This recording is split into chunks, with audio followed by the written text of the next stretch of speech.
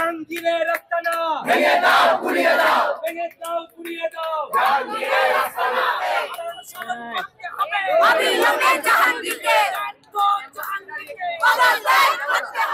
পুষ্পতলিকা দাহ করে আমরা তার আত্মার মাগফিরাত কামনা করি। লালমাটিয়া এই শহরে, এই ঢাকা শহরের প্রাণ কেন্দ্রে কি করে মেয়েদের গায়ে হাত তোলার মতো ন্যাক্কারজনক ঘটনা ঘটিয়েছে মব করে।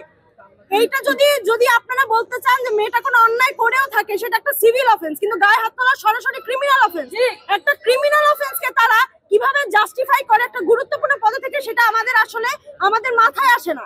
এই ধরনের গভর্নমেন্ট বডির কাছে আমরা আপামর নারীরা নিরাপদ বোধ করছি না। আমরা অবিলম্বে তার পদত্যাগ চাচ্ছি, অবিলম্বে।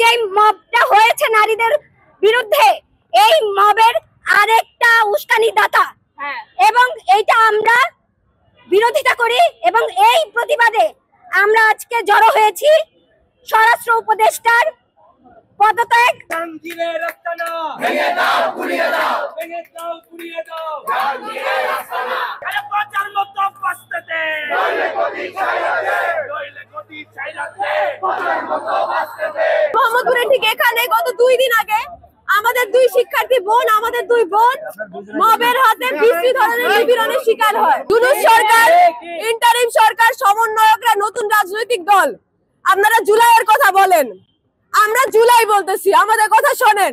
জাহাঙ্গীরকে ফালাই দেন, জাহাঙ্গীর আমাদের নিরাপত্তা দিতে পারতেছে না।